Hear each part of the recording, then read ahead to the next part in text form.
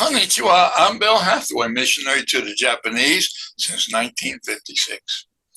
The title of my message today is The Shepherd Became as a Sheep to Die for All the Sheep.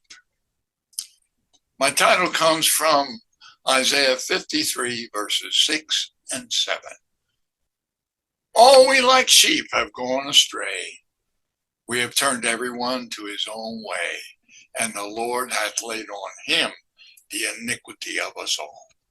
And verse 7, he was oppressed and he was afflicted, yet he opened not his mouth. And he was brought as a lamb to the slaughter, as a sheep before his shearers is dumb, so he opened not his mouth. And as the great shepherd, Jesus humbled himself and gave his life for the sheep. That's you and I, and for the entire world. Can you even imagine Jesus, the very Son of God, leaving heaven's glory, all the splendor of everything there, and coming here to this horrible, sinful earth? And to think, to become a human so that he might suffer and endure all that we go through in life. Then to humble himself as a sheep in order to give his life for the penalty, to pay for the penalty of our sin. Why? One reason: love. L-O-V-E. Love.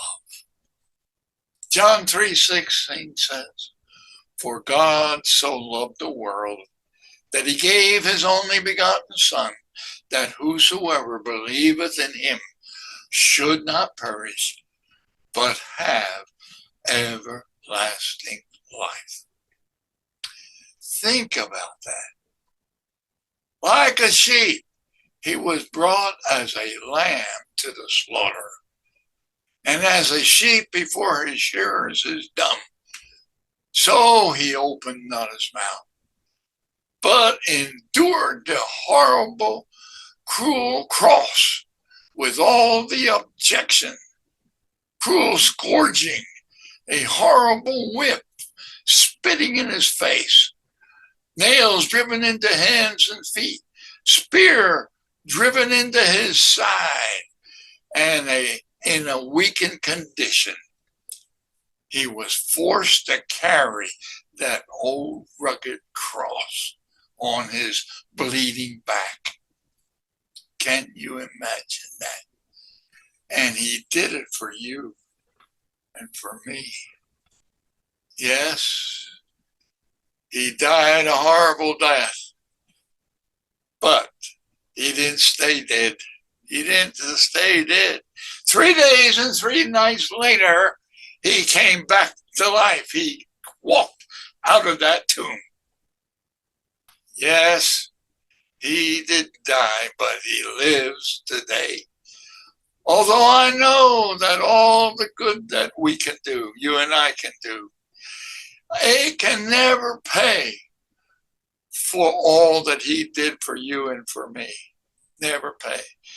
And yet, he still loves you. He still loves me. How do you feel about that? He loves you so much.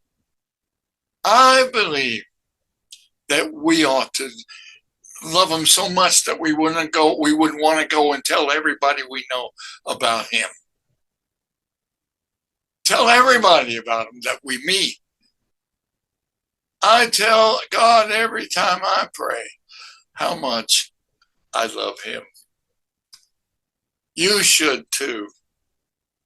And unsaved friend, I'm very sincere when I tell you that Jesus died for you. He died for you because he loves you. He gave his life on that cruel cross, went through all that horrible crucifixion, for you and for me. Will you right now bow your head, close your eyes, and ask Jesus to come into your heart and save you? Will you do that now? Oh, I plead with you to do it. God bless you.